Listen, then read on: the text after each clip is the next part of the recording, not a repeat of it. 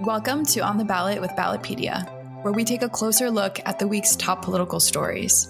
Ballotpedia connects people to politics by providing neutral, nonpartisan, and reliable information on our government, how it works, and where it's headed. We're here to give you the facts so you can form your own opinion. I'm Victoria Rose, and thanks for being with us. Today, we're joined by staff writer Doug Kreneisel to take a look ahead at some of the state executive and legislative elections we're watching this year. Doug, thanks for joining me. Hello, Victoria. What's new besides this awesome sweater you're sporting? I know. This is one of those days where podcast is an unforgiving medium. No one can see my cool 80s sweater that I'm wearing. So that's for sure new. I'm just really riding the sweater game right now. Maybe someday we'll get around to video and photos and we'll share this glorious sweater with everybody else. But for now, we're just going to talk about state executive and legislative elections. So we can get into that. 3 states are holding gubernatorial elections in 2023, and 4 states are holding regularly scheduled legislative elections in 8 of the country's 99 state legislative chambers. Before we dive into those races individually, let's start big picture. Trifecta status is at stake in 5 states this year, which, as a reminder for our listeners, is when one party controls both chambers of the legislature and the governor's office. So, Doug, why is trifecta status so important? Changes in a state government's policy priorities often follow changes in trifecta status, as trifecta control affords a political party the opportunity to advance its agenda. Gaining or breaking trifectas, or in some cases maintaining that divided government, thus often becomes a major priority for a party heading into each election cycle. Got it. So trifectas represent a golden opportunity, you could say, for either political party. Did any states with a trifecta lose that status after the 2022 election? Yeah, there were several trifecta changes in 2022, 6 to be precise. In Maryland, Massachusetts, Michigan, and Minnesota, we saw divided governments become Democratic trifectas. In Nevada, the Democratic trifecta that was there became a divided government when Republicans won the governorship. And in Arizona, the Republican trifecta became a divided government when Democrats won the governorship. So between 2010 and 2022, 79 state government trifectas were either broken or gained. So, it's pretty fluid, pretty common to see after each election cycle. And so overall, in 2023, there are 22 Republican trifectas and 17 Democratic trifectas among the states. 2 of the existing trifectas, Mississippi, a Republican trifecta, and New Jersey, a Democratic trifecta, have elections this year. We rated Mississippi as not vulnerable for the Republicans, but we see New Jersey, on the other hand, as moderately vulnerable. So what's the story with the Garden State? New Jersey doesn't have a gubernatorial election in 2023. They had theirs in 2021. But all of the seats in both state legislative chambers are up for election, which could result in a lot of shuffling around among state legislators. Democrats in New Jersey currently hold a 25-15 majority in the Senate and a 46-34 majority in the Assembly. If Republicans have a net gain of 5 seats in the Senate or 6 seats in the House, that will change the majority status of that chamber and therefore break the Democratic trifecta in New Jersey. Democrats can maintain their trifecta if they lose fewer than 5 seats in the Senate or fewer than 6 seats in the House as like sort of a net total. Those 5 Senate seats represent around 13% of the seats in that chamber. So that would be a heavier lift for Republicans to, clear that hurdle. But the 6 Assembly seats represent 8% of the lower chamber. And to put things into perspective, in 2021, the last time these chambers held elections, Republicans gained 6 Assembly seats. So it's not totally unheard of. Interesting. How do we use information like that? How does the percentage of seats a party would need to gain or break a trifecta factor into our coverage? For the past 6 years, we've published a page on trifecta vulnerabilities, basically to see where things have the highest likelihood of changing. And so gubernatorial race ratings, the percentage of seats in a legislative chamber, those all factor into how we make that determination. And we rate trifectas as not vulnerable, somewhat vulnerable, moderately vulnerable, and highly vulnerable. So when we say that New Jersey's trifecta is moderately vulnerable, that means there's definitely a possibility Republicans could win the handful of seats they would need in order to shake things up. But Democrats also might have enough of a buffer to prevent that from happening or, even extend their majorities. So the Democrats might lose one of their existing trifectas, but they don't stand to gain any trifectas this year, according to our analysis. Whereas Republicans, on the other hand, have a chance to pick up 3 trifectas. Kentucky looks to be slightly vulnerable, and the trifectas in Virginia and Louisiana are moderately vulnerable. The fate of Kentucky's trifecta status will likely come down to their crowded race for governor. The state currently has a divided government. Republicans control both legislative chambers, while Governor Andy Beshear is a Democrat. The primaries for the gubernatorial race are May 16th. So, Doug, how is the field shaping out? Incumbent Governor Andy Beshear, like you said, the Democrat, faces two opponents in his primary, Pepe Martin and Jeff Young. Beshear was first elected in 2019. He received 49.2% of the vote to defeat then Governor Matt Bevin, Republican, who received 48.8%. So it was a really tight win for him in 2019. Beshear previously served as Attorney General from 2015 to 2019 before becoming governor. And it's also worth noting that Andy Beshear is the son of Bevin's predecessor, former Governor Steve Beshear, also a Democrat, who served 2 terms as governor from 2007 to 2015. But as you mentioned, the race this year, super crowded, especially on the Republican side. There are 12 candidates vying for that nomination, including the current Attorney General, Daniel Cameron, the current Auditor, Mike Harmon, Agriculture Commissioner Ryan Quarles, and former U.S. Ambassador to the United Nations, Kelly Craft. Kentucky is one of 4 states that Trump won in the 2020 election that currently has a Democratic governor. So its politics can be pretty complicated, but Democratic governors have led Kentucky for 64 of the past 76 years. Now, a lot of that corresponds with trends that we've seen in southern states more broadly over the past half century, a sort of realignment there with Democratic dominance extending into the early 2000s before Republicans start making gains. But still, in Kentucky, the state has only elected 3 Republican governors since World War II, each of whom served a single term. You had one in the 60s, one in the early 2000s, and then Matt Bevin in 2015. I didn't know that. That's really interesting that they've only had the 3 since World War II. In Louisiana, on the other hand, the race for governor is wide open. For the first time since 2015, there will not be an incumbent on the gubernatorial ballot in Louisiana. Incumbent John Bel Edwards, a Democrat, first elected in 2015 and reelected in 2019, is term limited. So who's vying to replace him, and how might the state's unique majority vote electoral system factor into that?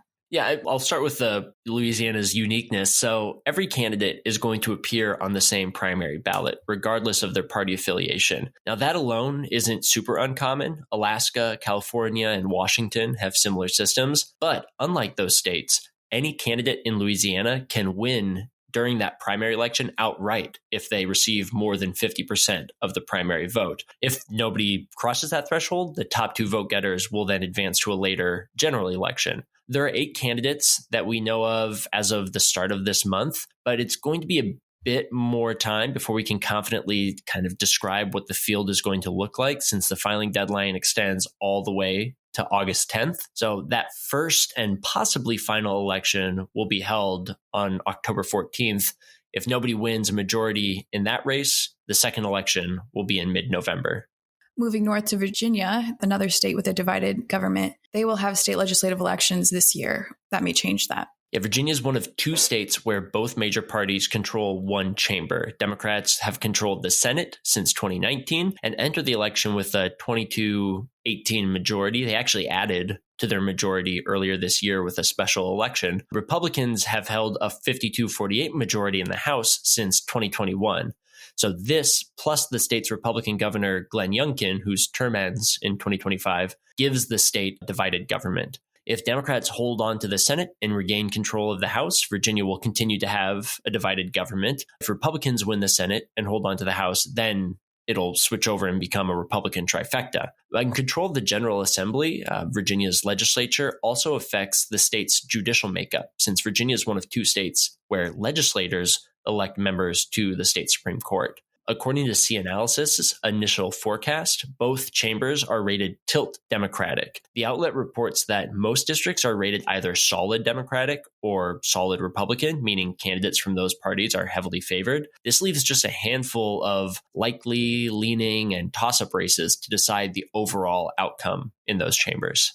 Let's stick with the legislative election landscape before we come back to the executive. 8 of the country's 99 state legislative chambers are holding regularly scheduled elections in 2023. Elections in those 8 chambers represent 578, or about 7.8% of the country's 7,386 state legislative seats. This is the most seats up for election in an odd-numbered year since 2011. Can you explain how the timing shakes out with all of this? At 578 seats is big for an odd-numbered year. Only the New Jersey Senate, House, and the Virginia House hold elections every 2 years. The Virginia Senate, both chambers in Mississippi and Louisiana, they're every 4 years. So this is a year of alignment. The stars are aligning and we're having so many state legislative elections. We've also got a rare alignment in that all of these chambers are holding elections for the first time under new lines post-redistricting.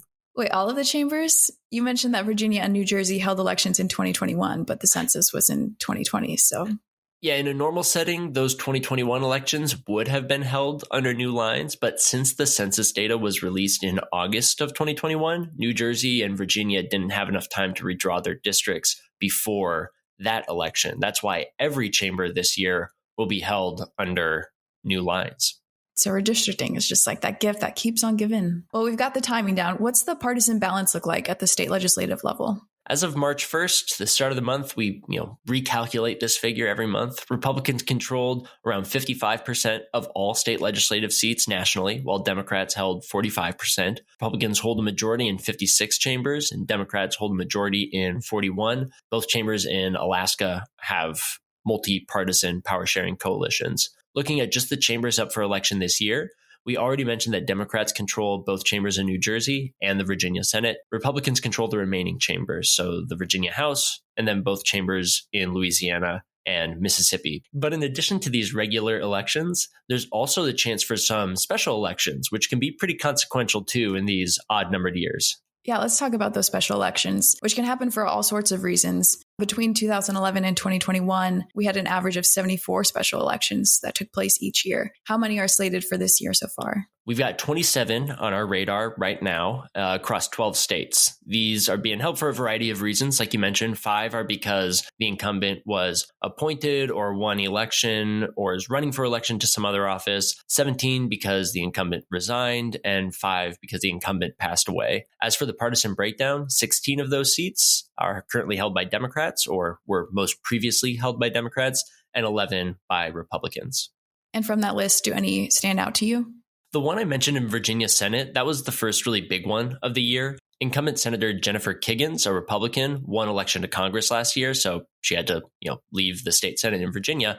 The district held an election on January 10th, and Democrat Aaron Roos won, giving the party that slightly larger majority that I was talking about a little while ago. And in Wisconsin, there's a pretty big election coming up on April 4th. In Senate District 8, Alberta Darling, a Republican, resigned. If Republicans win that special election and maintain the seat, they'll keep a hold of their veto-proof majority in the chamber. But if Democrats win, Republicans will lose that check against Democratic Governor Tony Evers. So it's that certain threshold of members that you have where you have enough people from your party to override a veto that might come down from the governor. Let's look at some other features of these chambers. Louisiana is the only state with term limits that will have a general election in 2023. How are term limits factoring in? Right off the bat, we know that newcomers are going to represent around 15% of the 144 seats up for election in Louisiana because of those term limits, which are, the statutory limits that say how long a legislator can remain in office. That's because 22 incumbents, 16 Republicans, and 6 Democrats cannot run for re-election, so their seats are going to be open. In odd-numbered years between 2011 and 2021, Democrats averaged 12 term-limited legislators, while Republicans averaged 15 term-limited legislators, and that's all in Louisiana. The other states holding elections in odd years don't have term limits, like you said. The 2023 cycle is the first time state legislatures in Louisiana, Mississippi, and the Virginia Senate will stand for re-election following President Joe Biden's election in 2020. So for some extra political context, Doug, could you remind our listeners of how state legislative chambers shifted in 2022? Yeah, not at all. Republicans had a net gain of 28 state legislative seats nationwide, representing 0.4% of all of the seats up for election last year. I don't think I can put into words how wild that is. There are thousands of seats up for election, and the needle moved by literally less than half a percentage point. But even with that really tiny shift, Democrats won majorities in 4 chambers, the Michigan House and Senate, the Minnesota Senate, and the Pennsylvania House. The Alaska Senate also changed from a Republican majority to a bipartisan majority made up of Democrats and Republicans. And the Alaska House changed from a multi-partisan majority made up primarily of Democrats and independents to one made up primarily of Republicans. But still, in the House, no single party has control of that chamber after 2022. And before I let you go, Doug, if we include the down ballot races, there are 36 state executive offices up for election across 3 states in 2023. Of those, 29 are held by Republicans and 7 are held by Democrats. We already touched on Kentucky and Louisiana's gubernatorial races, but what can you tell us about the race for governor in Mississippi? Mississippi's filing deadline was February 8th, so the field of candidates has already been finalized, and both parties will hold primaries on August 8th and runoffs later in the month if necessary. Brandon Presley, who's a member of the Mississippi Public Service Commission, is the only Democratic gubernatorial candidate in the field, so he's going to advance to the general election no matter what, along with the independent candidate Gwendolyn Gray. The Republican primary features 2 candidates challenging incumbent Governor Tate Reeves, who is seeking a second term. Those challengers are David Hardigree and John Witcher.